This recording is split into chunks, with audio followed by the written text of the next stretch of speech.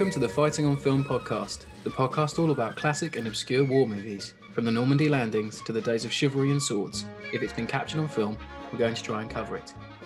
I'm Robbie of RM Military History. I'm Matthew Moss of Historical Firearms and the Armourer's Bench.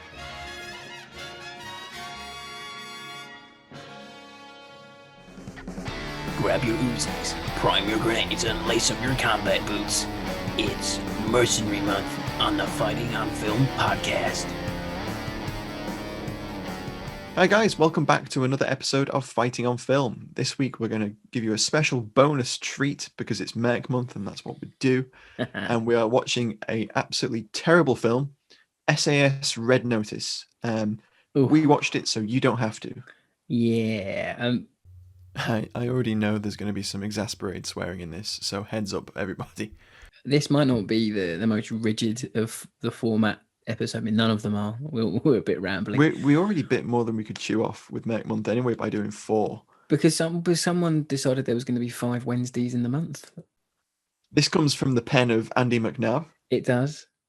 And this is based on one of McNab's best-selling books. And it was adapted into the screenplay, filmed in Bulgaria, 35 producers on it, and then over here Sky released it under the Sky Movies banner. I saw it and I thought, okay, Andy McNab. Let's see what this is like. Watched it late one night and was I live tweeted it for the pod. You did. About a week after I watched it, I was shocked and I said, Robbie, you have to watch this awful film that I've just sat. It's nearly 2 hours long. It's a long old film. I was like, why is this so long? Yeah. And I was like, Robbie, there's so much in this that is so bad that we should really cover it for the pod. And finally, Robbie got round to watching it, and he semi-live tweeted it at like 5 a.m. Yeah, it was I couldn't believe it. There was parts of it that had me sort of angry. There was parts of it that had me just despondent. I felt like I just felt a bit dejected after watching it. There were parts where I laughed out loud though, so that was Oh yeah, there were bits where I was gobsmacked. I just couldn't believe it. Okay, let's dive into it. Let's do the plot. Let's try and keep this to the usual. Yeah. Okay. So the basic plot is we follow the Black Swans into this at the very beginning of the film. It looks fairly promising. Yeah. All of the Black Swans, a mercenary sort of like private military company contractors is what they're technically known as now, PMCs. And they arrive at this pipeline site in Eastern Europe. They arrive at this Georgian village, and the Georgian village is refusing to allow the pipeline through. They want more money. Yeah. And we meet Andy Serkis, who plays George Clements, who later turns out, shock horror, to be a full SAS colonel. Yeah. We'll come back to that. Anyway, so he basically meets Tom Wilkinson and his creepy family of mercs at this village, and says, all right, go and offer them 200 grand to move or let the pipeline through. Yeah. And then Tom Wilkinson really awkwardly pulls out the smallest possible knife and says, and if they it's meant to be badass, by the way. Yeah. If they refuse, cut out their tongues. And he hands the knife to his daughter, Grace, who is played by Ruby Rose. It's that was an early sign that this was going to be shit, because I was like, that was really awkward. Yeah. It's like it's ham-fisted all the way through. Like now, nothing. Tom Wilkinson's a well-respected English character actor. He's been great in loads of films and TV shows. Like his American accent is better than Ruby Rose's American accent in it. Yeah, she's Australian, isn't and she's she? Australian, but she's done American TV shows and done an American accent in those. Yeah. And Tom Wilkinson if you hadn't told me he wasn't American, I wouldn't have known. They go into the village, and it all goes foobar. Everything goes wrong. The world's smallest village. They've got 3 houses. It's quite clearly filmed in some farm. Yeah, it's not a village. Oh, but you missed out. Ruby Rose goes or Tom Wilkinson says to Ruby Rose, "Oh, kill all the men or something, and then spread the fear." Yeah. So she walks in with a little white flag, and then the villagers open fire on them. somehow she spots one of them before they even like Yeah, appear. she does. She like shouts contact front and starts firing before they've even fired. Before no one's even there yet. Yeah, it was bizarre. But yeah, so there's this, and those mercs were terribly grouped up, like as they were approaching that village. Yeah, they really were. Yeah, I've never been in the army, but I would know not to like walk along the top edge of a ridge and then be next, like so close to each other. There's some awful silhouetting going on there. Yeah. Anyway, so they get into the thing, and it just becomes this firefight, which isn't a bad firefight. It's quite nicely choreographed. There's, it's if you've watched enough Steven Seagal modern films, then it's not as bad as it could have been. Yeah, put it that way. Yeah, I mean, there's a lot of shot repeating going on. I think I saw the same guy fire the same burst of AK fire like 3 times. I mean, at least it wasn't CGI. Yeah, that'd have been bad. God, that is bad. That is always cringe when that happens. Mm. But yeah, so there's that. Then they basically end up killing the whole village because they open fire. Yeah. Anyway, so this has all been filmed on someone's phone. Yeah, lo and behold, these expert criminal mercenaries don't realize that the internet exists and the camera phones exist. So someone uploads. Yeah, someone's got a live leak account and just was like, "Oh, there's some bad shit going on in South Georgia." Yes, someone's telegramming it. Yeah, just like my village. This is going on Snapchat. Look at this. This lad's got a flamethrower. Hashtag killing my village. My uncle's on fire. Oh my god! I'm gonna get this on fucking Instagram fast. Just googling how much will Daily Mail pay for story. Oh yeah, if she put that on Twitter, I would guarantee she would get like a comment underneath it going, "Hi, I'm from the Daily Mail and I'd love to use this video in an article. DM me." We cut to London. Is it London or no? We go straight into the Tomb Raider country house ripoff scene. Yeah, where we're introduced to the main character, which is Tom Buckingham, but I called him on Twitter. I called him was it like Mr. McWack's jacket or something? Barber. Yeah, McWack's he's barbered jacket. up to the nines, isn't he? Yeah. He's like a walking barber advert. The actor is actually sponsored by them. I know. I couldn't believe that. Someone posted underneath your tweet, and I was like, that makes complete sense. Then that's why they're wearing so much barber. So he's played by Sam Heughan. Oh god, it's so cringe when he goes into that country house. So he goes into a country house, which is his nan's house. His nan's died, and he's going there to pick up her engagement ring to give to his girlfriend. Okay, and he meets the butler, and I'm getting massive sort of like Tomb Raider 1 vibes where he's talking to the butler, and the butler's got this like genial like, "Hello, sir. Will sir be staying for the weekend?" This is a reference, but they should have fucking locked him in the fucking refrigerator. In the meantime, Andy Serkis pops back up, doesn't he? Mm-hmm. And he's in number 10. So the shit's hit the fan, obviously, because the Black Swan, their war crimes have come out, and it's like, guess who hired the Black Swans? Guess who hired the Black Swans? Oh, it was the British government. Oh my god! With the SAS as middlemen, that is just and oh it's my word. So convoluted. Why would they even want to? Oh, it's just like, don't think too hard. You can't. Yeah. But like, it's just sort of like, okay, so now we need to go and arrest these people, but it's off the books. And they it's issue like, a red notice. Issue a red notice. It's like, which is inherently on the books. So if you didn't know, a red notice is an Interpol thing. Okay, so a member nation of Interpol has to apply to Interpol for a red notice to be put on an individual, and then once a red notice is placed on an individual, it's not an arrest warrant. It is calling for because a sovereign nation can arrest anyone within its borders, except diplomats. They put a red notice on. And then Interpol goes, yeah, there's a red notice on this guy. So any country he goes to, you have to pick him up. Right. That's what a red notice is. In the film, it's kind of like, red notice, it's a kill notice or something. Yeah, that's what it's poised as. Because I was like, well, if that's what you're saying, they would have picked him up at the border. The Prime Minister gives Andy Serkis, who is wearing a beret indoors, which is shocking.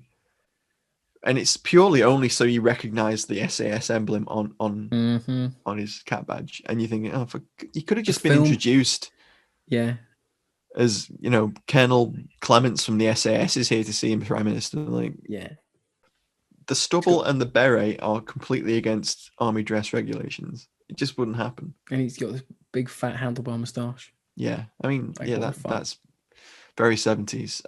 It's weird. They turn up at Tom Wilkinson house, the mercenaries base. Yes, basically. And they raid the house, and we get the second set piece of the movie, which involves him injecting a pregnant woman with something to knock her out. Yeah, but he does it in this. The script writer thinks it's really cool because he like, oh, I'm with the Horticultural Society. Like, are these primroses? No, How your primroses are lovely. He's like, no, they're pansies. What are you expecting? You know, oh, lovely baby. Like, he's proper laying it on thick, and then he fucking like injects her with something, and he goes like, when he's putting her down, he goes, "They're not primroses, they're tulips," or something stupid like that. You know, and it's just like, okay. So he opens up her shirt and reveals a pillow paddy. and a submachine gun.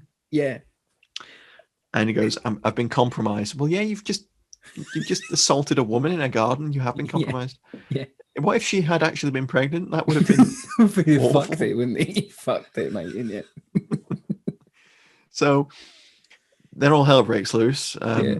But hang on, we forgot the point that he says something to her like, "Oh, you can't tell the gender or a certain date." Yeah, or you can. something. Yeah, she says she's 6 months pregnant, and then he's like, "You can get a scan at 3 months." Yeah, and but some people just like, what if she decided not to find out the gender of the baby? Find out. It was bollocks, yeah, utter bollocks. But it's poising him as like this all action hero, but it makes him look like a fucking idiot at the same time. Such a bad payoff line. Anyway, really so bad. The SAS entry team come in, and then with like MP5s that would have looked cool maybe 10 years ago. Yeah. Because they got like full chunky stocks, and they're quite clearly not the latest models. Which the SAS would have the latest models. They're Modern Warfare specials, aren't they? Yeah, and there's a guy that puts like a couple of 40mm CS gas grenades through their windows, and then a chap with a P90 pops up and starts shooting out the window. Yeah. And the sniper takes him out. This is meant to be a soft arrest, by the way. Yeah, it's fucking full frontal assault, like, you know. And Buckingham sort of like gets handed a Milcor 40mm grenade launcher, which is this big rotary sort of like grenade launcher, which is really cool. Yeah, I mean, not the ideal close quarter combat like weapon. Definitely not. No. And he shoots 2 people with CS grenades, and then as soon as he gets in the house, it shoots taser rounds, which I'm not entirely sure exist. I know that they've recently developed less lethal 40mm grenades for the Milcor. Could you not have just been using beanbag rounds? Yeah. I don't think they would have been taser rounds, because it just has these like really weird shots of like CGI like things grabbing people and like then a little electrocuting them. Webbing, like a web thing hits them. Yeah, and it like shocks them. They secure the house.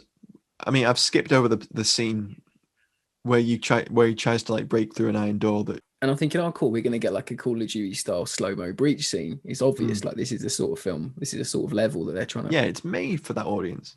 Because we need to gain entry, we need to breach. And instead of just testing if the door will open, like any regular person would, they start kicking it inwards when the door obviously opens outwards. Everyone inside has escaped by now. In an SAS film, even the first episode of Ultimate Force has a breaching charge entry. It's what they're known for. It's like what everyone thinks of. Everyone thinks SAS, Iranian embassy, where they blow in the windows. MP5s and breaching charges. It's one of those quintessential like. It's iconography. Yeah, exactly. It's iconography. As a filmmaker, they should have been going, okay, we'll do a breaching charge scene here to show these are the SAS. Exactly. So it's immediately like. Yeah. But no. But they could literally be any special forces, any country, anywhere in the world.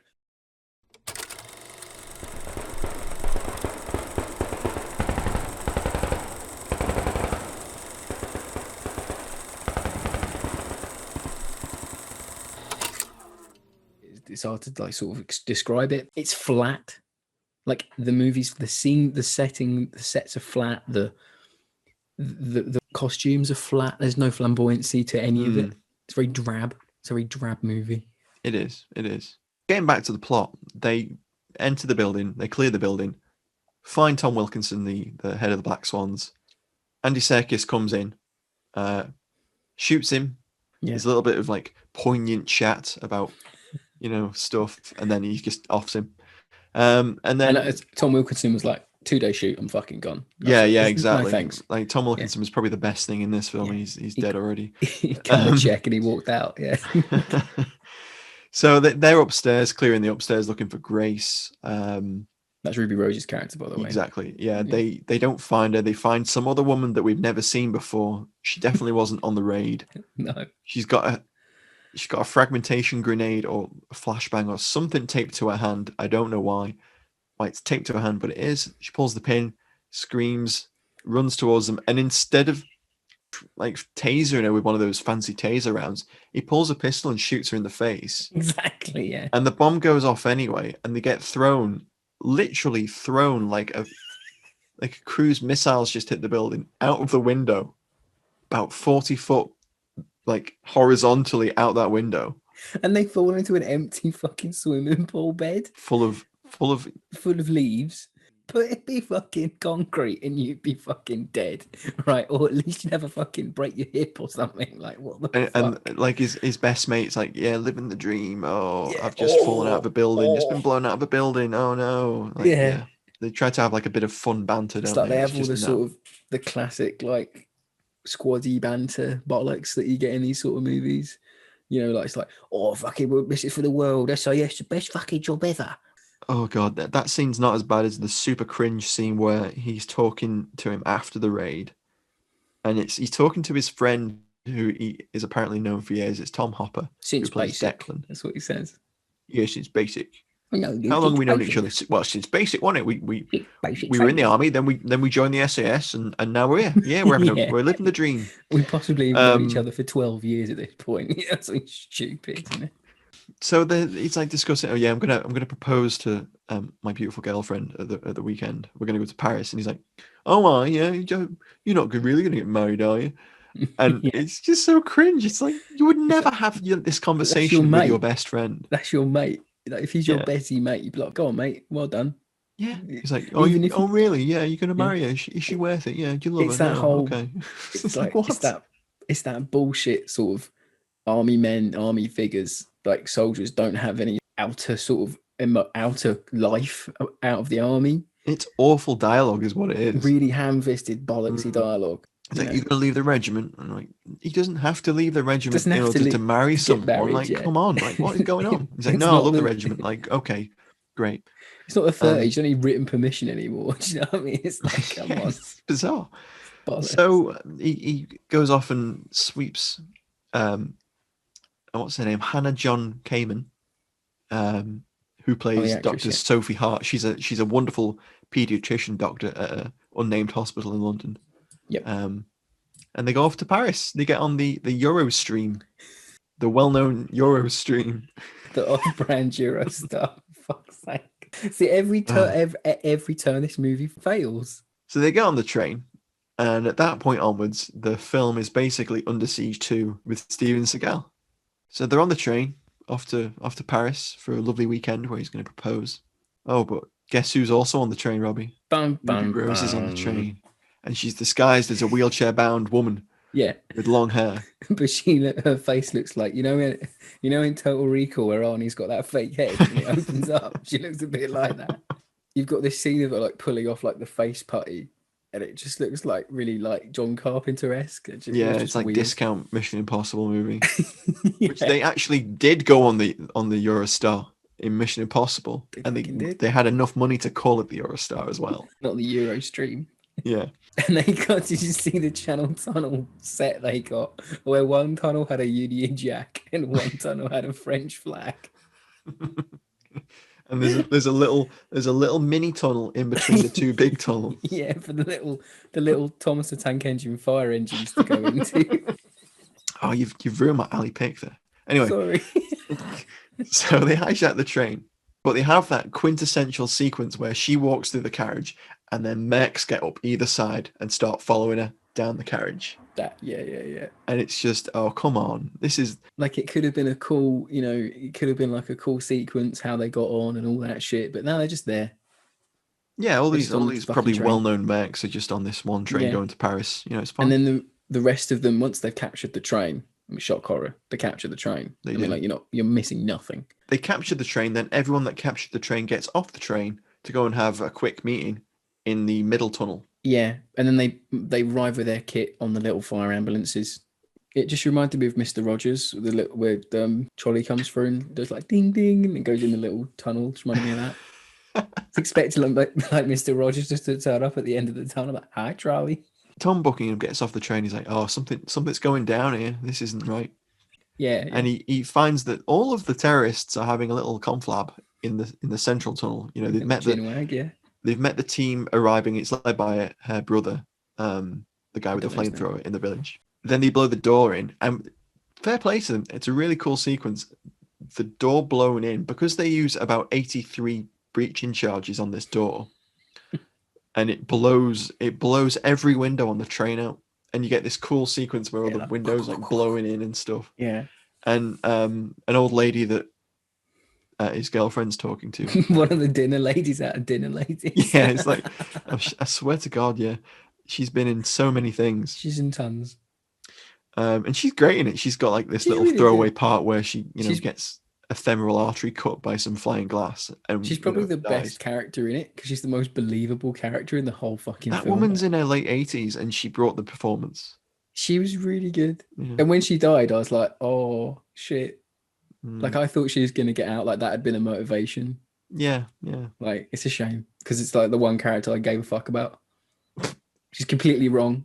This is how shit this movie is. Like, a character of maybe like 2 pages of dialogue, like, stole my heart. Sadly, she dies. A lot of people are dead on this train now. A lot, yeah. And it's mostly his fault for, like, blowing all the windows in. Yeah, like lacerations and glass and things. He's got plot armor, not everyone else does. Exactly. So the SAS are on the ground now. Quick response.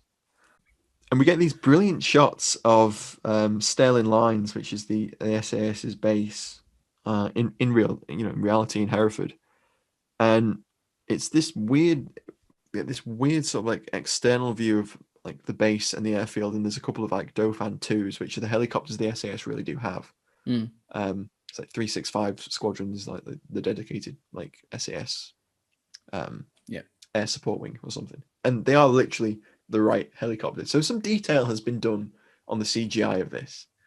But then we look at the rest of Hereford. Fucking awesome. And there is like this giant so like postmodern weird building plonked in the middle of an army barracks. It's like, so base. Odd. It's like the gherkin fell over. Yeah, it is. Purely an establishing shot in order to cut into what is the most modern office the British Army has ever had. Yeah. It's like the cleanest, whitest, most, just stereotypical stock photo modern office. Yeah, it's brightly lit with fluorescence. There's glass with like that frosting on it, and there's people typing. And we cut to like Declan, Tom Hopper's character. He's like just like sat at a computer, like this is the SAS today. They're like, yeah, I'm just doing my paperwork. Yeah. In Who Dares Wins with Lewis Collins, you're introduced to the SAS, right? And it's cool as fuck because it takes you through the base to the kill house, and it introduces you to Lewis Collins' character in the coolest possible way. He is like literally training men how to clear a room during a hostage situation. Exactly. He's not sat in his fucking office doing his emails. It's like no. Even like I said it before, but even Ultimate Force does a better job at like establishing like army barracks. Oh my god, like Ultimate Force is probably like an infinitely more realistic portrayal of the SAS at this point. Yeah, exactly. Like from the just even like down to like the plots that were more believable in that first season, at least. Like it's just the writing's better. The writing's better. Like if you can't outdo Ultimate Force, then you're fucking like this is a bad that's a bad sign because that's not high cinema at all. But at least it fucking knew what it wanted to do. It's so bizarre. The tone is so weird. And then from the point where they've hijacked the train and the SAS are in there, it's this weird mashup of Pelham 1, 2, 3. Yeah. And then Die Hard on a Train. Yeah. Under Siege 2. Yeah, I think I actually prefer Under Siege 2 to this film. I think it's a better film. I think it's like if you want to be an action movie, be an action movie. If you're trying to be a serious film, be a serious film. You can't have both in this world, in this film. So the reason they hijack the train is because there's a red notice on them, and this is their get out. They're going to hold the Channel Tunnel to ransom. Yep. Well, not really the Channel Tunnel, the hidden pipeline within the Channel Tunnel, which no one knows about. They're like, oh, shocked. Which they sort of introduce towards the end of the film, and they go, yeah, this is what we're really here for, because they set up like a drill rig and they drill through the ceiling, and you think, Yeah. What? Well convoluted. They get into this little space, and they're like, yeah, here's the hidden pipeline, which is fine, and that's an interesting plot device. Yeah. If they hadn't, at the end of the film, shown the hidden pipeline just literally in some fields going into the Channel Tunnel. Yeah. And it just randomly pops up on the French coast. like some random where does part. this pipeline go? So after that bit, there's a botched SAS raid. This is all you need to know, because I think we're giving it way too much fucking time.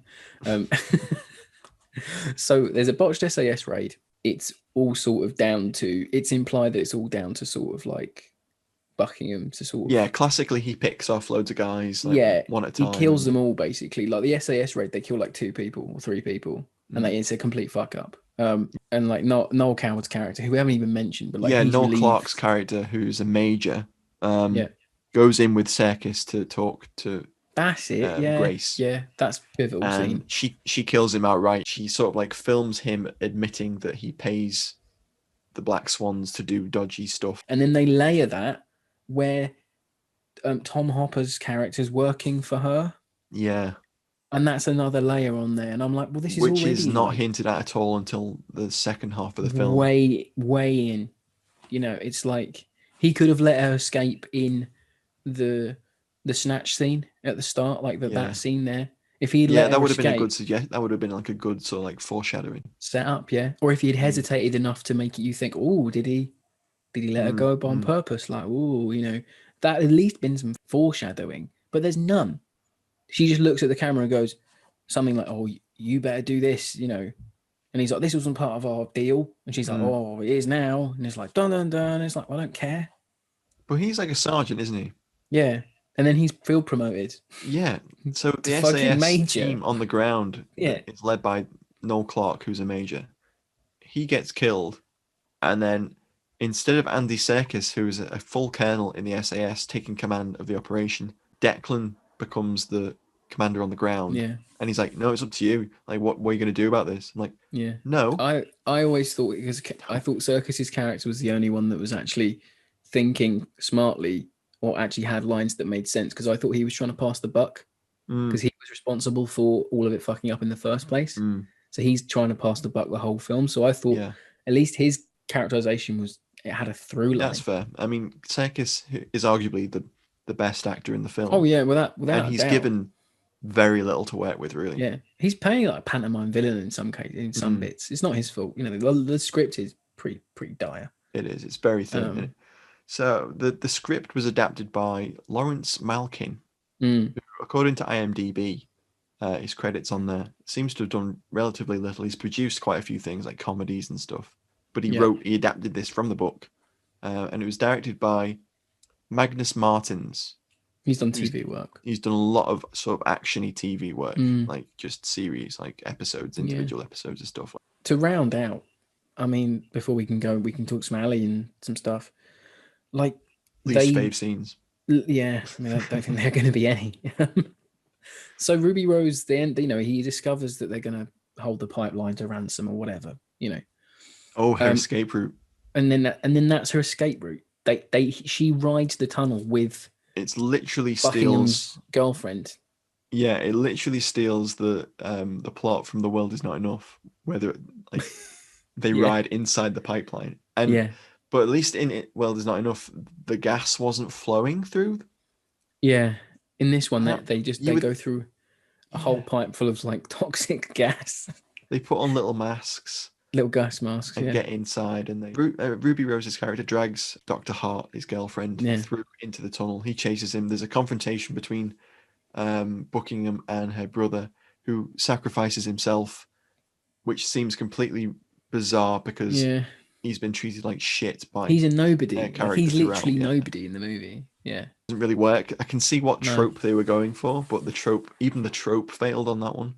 And then she zooms off down down the pipeline. And the next time we see it, they're above ground in a vineyard because they're in France. So that's how you know they're in France, because they're in a vineyard. And she drags the girl out, and then somehow Buckingham has he wrote it as well. Yeah, like, how did he get down the pipe? Because there was only like one rig thing that like moves up and down. That's not how it inside the pipe. works. He just like climbs out, and you're like, what the fuck? Did he crawl there like Bishop in fucking Aliens? When you write that down, when you see that written down on a script, it looks cool. But when you film it, it looks totally wrong. Yeah. You know, it makes no sense. No, none. And then they have a fight. Buckingham and Grace have a fight. So there's a hostage, like, sort of like showdown. She's like, I'm gonna run, and you won't chase me. And he's like, why? And then she stabs his girlfriend in the leg, and he runs over, and he's like, you'll be okay. Don't worry, I'm not gonna leave you. And she's like, drop her. Fucking drop her, Tom. Drop her. And it's like, oh my god, what? It's completely out of character. Yeah, because it's alluded to at the start of the film, because she says, oh, so you just kill people, drop people, you don't even think. She doesn't even use the word drop, mate. Does she not? No. She, at the beginning, she's like, I don't like how unfeeling you are. You're it's a whole hired killer trope. Okay. And you're exactly right, though, but she doesn't say drop at any point. It's just at the end of the film. I thought my brain's gone. Like, I thought that's what she said at the start, because she said, would you shoot me in the situation like this, like that? And he goes like, I think so, yeah. Like, you're telling me if it's doing my job, then yeah. It's a stupid question, a stupid answer. It's so out of character that it's jarring. And in a movie like this, that's something. She's a doctor. She's portrayed as being this lovely pediatrician. She's a kind-hearted woman. She's not going to be like, drop her. It's just like, no. It makes no sense. Like, people like you don't talk like that. She would say something like, get her. Go and get her. She'd be like, don't worry about me. I'll be fine. Like, I'm a trained nurse. I can treat myself. Kill the terrorist. Do your job. Do you know what I mean? But no, but it was so cringe. It was like, oh, that looked cool when you wrote it, didn't it? That's for the trailer, isn't it? That's the trailer shot. God, it's so bad. And that was just sort of capped the film off for me. Anyway, he goes and kills Ruby Rose. Stabs her in the neck. They have a little chat. Like, they somehow both end up in the back of a Range Rover and have a little chat about the morality of killing people. Yeah. And then he just kills her. He just stabs her in the neck. And then the movie, that's it.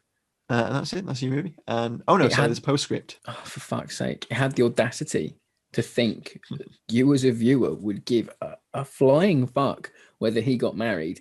So it has loads of exposition over the top, like a drone sequence going through this, like, clearly, like, where it's not Paris, and it's them getting married. Oh, and the hunt is still on for XRX SAS member, blah blah. And you're like, whoever survived. It's clearly setting up a sequel. Like, I don't know if Andy McNab has written a sequel novel to this. I think there's 2 books in the Buckingham series, or at the moment. So it hints to a sequel. But how on earth you would even think people would want a sequel after this? I have no idea. I said on Twitter at the time when I watched it, I was just blown away, really. Yeah. I like to think on the pod I'm quite fair. I think any movie, no matter how shit it is, can have redeeming qualities. So Battle of the Bulge is a train wreck, but it's a lovable train wreck. You know, there's parts of that film that are redeeming. But this movie is just, it's a complete clusterfuck. It doesn't know what it wants to be. I'd not in a million years would ever have even thought about watching this film if it wasn't for the pod. I hate to say it. I thought, okay, I knew it was going to be bad going into it, but I didn't think it was going to be quite this bad. If I was Andy McNab, I don't think I would want my name attached to this. And he was apparently the technical advisor on this as well. The premise of the film, I like. So, a hostage situation in the Channel Tunnel is a great idea for a movie. Yeah. It is. It's a good... If it was done right, and if it wasn't so flat and boring... If that's the set pieces in the tunnel are, for the most part, pretty boring. They are boring. And I think that's one of the problems. Like, I could forgive the shit plot, I could forgive the mediocre acting, if the action set pieces were remotely interesting. They're really sort of, it's not even the fact that they're bad. They're shot okay. Everything is just okay. They're competently shot. Yeah. They aren't that hyper sort of slickness of like a John Wick movie, but they No. aren't like terrible C movie, awful bargain bin Yeah, exactly. sort of style stuff. There's clearly budget. Mm. Like there's clearly and that I think is worse in a way.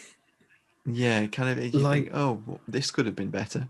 Yeah. The only bit I was impressed by, and that's saying something, is when he showed the first piece of genuine like ingenuity throughout the whole hostage situation, where he clearly was in a scrape and he wouldn't have got off of the carriage because he had about like 6 guys in there, all hammering machine gun fire into this bar he was behind, and how a bullet didn't hit him through that wooden bar, I'll never know. Mm-hmm. But he gets a big gas tank from the back of the bar and turns it on and sets a rag on fire and like throws it out as a bomb. Guess what? That's stolen from Under Siege 2. No fucking way. It is.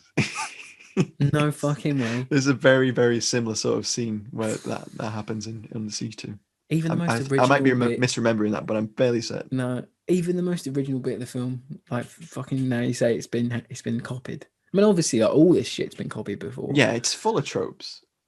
But the remarkable thing is, like, some of the tropes just fall completely flat. Yeah.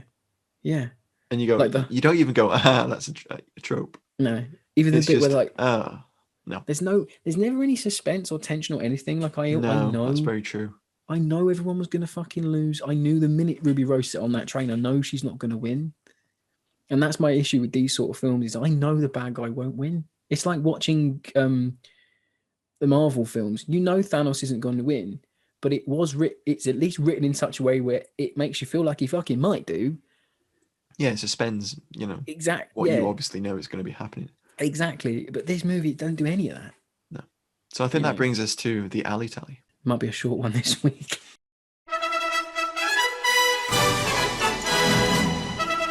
It's time for Alley Tally on Fighting on Film.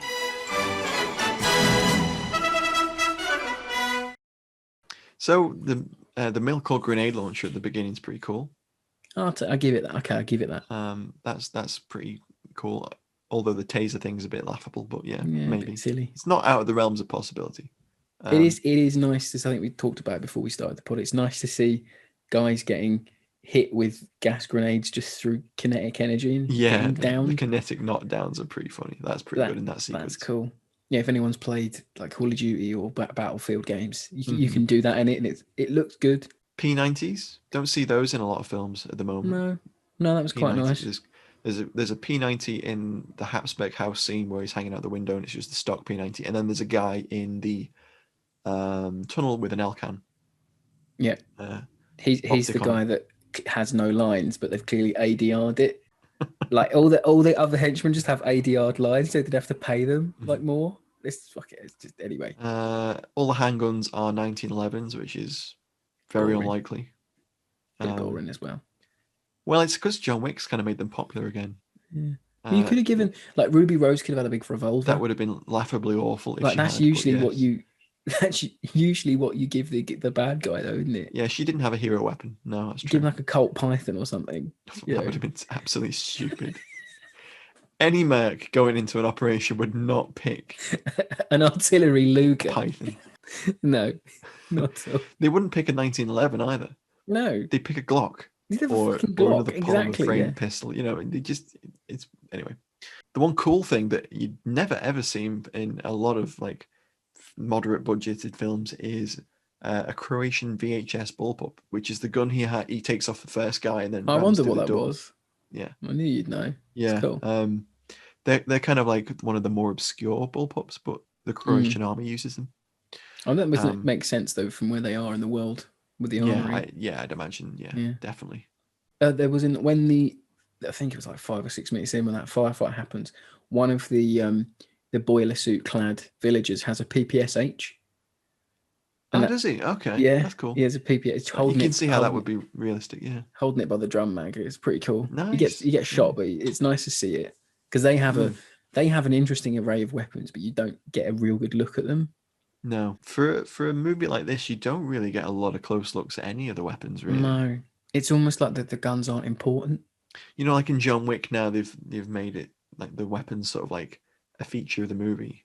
weapon foo or something. They call it Yeah, gun foo. yeah. Gun fur, isn't it, or something like that. And then, but they sort of like fetishize the guns. It's a feature of those kind of movies, and I was quite surprised that they didn't attempt to do anything, especially since Ruby Rose was in John Wick 2. Yeah, of course, yeah. And admittedly, like I don't think Ruby Rose is the best actress. I don't think she's the worst. Right, she's just not my cup of tea. Because I think She's she's very a bit, wooden. I mean, everyone in one-track. this is pretty wooden. Yeah, it's not her fault. The script is probably quite poor, but Mm. her scenes when she's shooting and things, she's good at it. And I'll give her her dues. You know, she's actually decently trained with firearms. You know, but yeah, as you say, like there's nothing of real merit, is there? That's the whole issue problem. Even the SAS aren't over the top badasses like you'd expect. That, you know, they go in and they totally fucking botch their raid. Yeah, like 3 of them get down, don't they? But I don't think they're even armed with the proper articles of what they should have anyway. Yeah, that's the weird thing about it. Like the SAS come off in this film as being I think the SAS tag on it is literally just to get the kudos of the SAS. You know, that's a selling point. Well, it's McNab's, isn't it? It's McNab's book. You know, maybe in the book they're way more important. You know, maybe in the book they look way more competent. They probably are. It's just just a weird thing to have an SAS squad in your film and then them to not do very well. That just is jarring because you never really see it in films. So what's your alley pick? Probably that PPSH. Quite like this Triumph bike. Yeah, I'll give him that. That's kind of cool. Yeah, in his 00 Barber. Okay, and the alley is like all those fucking Barber jackets he clearly is in throughout the whole film. I think there's. He only takes it off at the end. Yeah, he takes it off when I think he got shot or something. He got shot at and he took it off. There's a shot, right? And I'll just quickly mention it and we can move on. But he's walking through like a wooded area and it's got like bits of mildew like coming over the screen. It looks like really fancy. And he's just walking around with his hands in his pockets like it's a barber advert. And he like turns casually like towards a tree and like it's got the barber that sort of ring pull that all the barber jackets have. And you can see it like it's almost as if like I'll be in your movie, but I need like a subtle product placement for my ambassadorship that I have. It's cringe. But no, I mean, apart from that, I couldn't really pick any alley out. Like, I like the mercenaries were comically sort of. They were like, if you gave me like a budget of like £100, I could probably make them look the same. I guess like they could have had something that made them look menacing. Like they could have all had like Black Swan high vis. yeah. It's a missed opportunity, I think, personally. Maybe.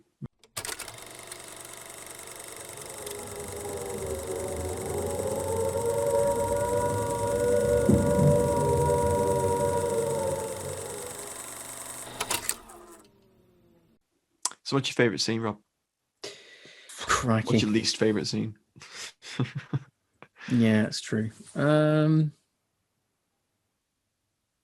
It'd have to probably be the absurdity of them riding a gas pipe all the way to France and then being perfectly fine. How did he get in the gas pipe? I think he must have just looked down, didn't he? And he sort of was like, oh, they must have gone down there. Yeah, but like, was there a second trolley thing? If so, why didn't the brother go? Didn't mention the fact that the entire Channel Tunnel gets completely destroyed. Oh, it fucking does. Yeah, it gets absolutely mullered. Yeah, blows the whole thing up. That's no wonder Eurostar didn't want to be associated. Hello, Eurostar head offices. I'm shooting a film. Can I use your name and your branding, please? What happens in the film? Yeah. Oh, it blows up. Oh no, we couldn't possibly let you use our name for that. No, sorry. We kill nearly half your customers. But did you notice the interior of the scene of the train? There's nothing in it. It just looks barren. Like it's like so odd. No, but no, favorite scenes. I think it would just be the absurdity of them going down that fucking gas pipe. My favorite scene is the scene where they realize that he might be SAS, and she goes, "There is a player in the battle space." I was waiting to see you'd mention it first. That is the fucking like worst. Absolutely, incredibly cringeworthy. It's just, and even though when they know his name, they keep going, "The player. Do you know where the player is? Have you seen the player?" And I'm like, I feel like that's clearly geared towards the market the film's aimed at. You know, like that loves those kind of games. Did you see the articles like linking him with, being a future Bond? And he said, I don't want to jinx it. I was like, no, sit back down, Double Obama. There's no chance. No. Chance. They've got a sea of better actors before they get to him.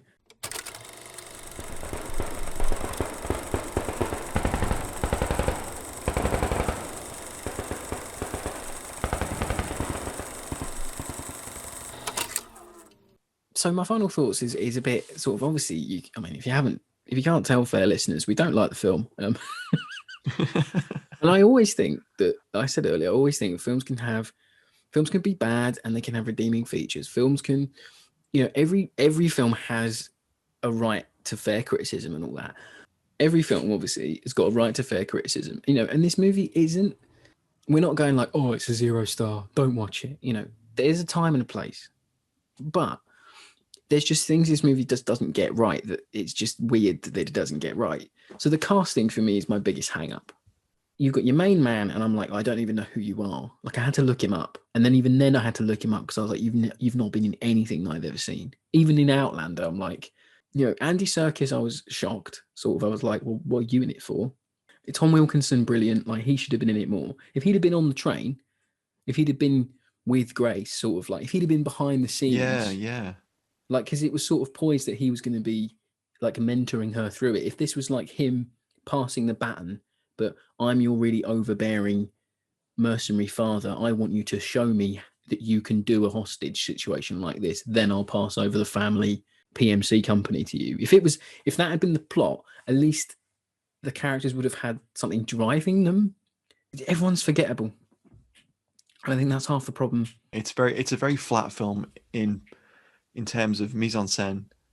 Definitely. The way that it's choreographed, the action, the acting, it's just very flat. And that's and there's nothing is standout. Like, it's sort of basic action movie soundtrack. It's basic action movie scenes. Everything's been done better. Like, if you want to watch this movie, just watch Taking a Pelham 123, the 1970s version. Watch that. Watch Die Hard 2. Watch Sudden Death. We mentioned them all before. Like, but if you want to watch this movie, you can watch loads of different versions of it that are way better. Very true. And I think that's half the problem. And it's sort of, I know, like, obviously the cinema industry's changed and the way we're consuming films is different now. But if this is going to be the quality of movies going forward on streaming platforms, then please can the cinemas I really come hope back? not. That would be awful. It's just a very, very weird film. But if you could have mates round at the moment, it's a perfect film just to put on and trash. So to round out, Matt's going to read out some comments that we found online talking about the film. On Twitter, Sky ran an advert for the film, and these were some of the replies. It's truly awful. 1 out of 10 on IMDb. How does this even happen with such a great cast? What a disappointing film. 2 hours of my life I won't get back ever. Watched it last night. Plot was good enough, but lame acting spoiled it. 4 out of 10. Oh. Utter drivel. Story doesn't make sense. Overuse of drone footage. Acting is wooden at best. Dialogue is terrible. Editing is below standard of most of YouTubers. Stunt work is poor. I've been looking forward to this for weeks. Promised a lot. Didn't deliver. 0 out of 10. Here's another one. Binned it after 15 minutes. Utter garbage. Bad plot. Bad acting. Bad action sequences. Bet Andy McNab regrets putting his name to this. That guy didn't even get to the actual plot because it takes about 40 minutes to get there. It was the worst film you will ever see. No, wait, the worst ever. Oh, absolutely atrocious. Oh my god, these are savage. Gold. Watched it last night. It wasn't that good, and there's definitely a sequel to this after the way it ended. Sad face. Well, there you go, folks. I think the great British public said what we've tried to say in probably about 40 minutes. Yeah, I mean it's 2 hours 3 minutes long. It's outrageously long, and it is so badly sort of paced. It's just Anyway, so we watched it so you didn't have to, guys, and thank you for putting up with us while we sort of meandered our way through the very lacking plot of the movie and probably swore too much in just utter shock of how bad this film is. So thanks so much for listening. Don't forget to follow us over on Twitter @FightingOnFilm. and leave a like or a comment or a review on Apple Podcasts, as Robbie always says. Yep. Thanks, guys. Thanks for listening. Thanks for putting up with us this week. It's a bit of a rambly one. Thanks so much for listening. Bye. Bye.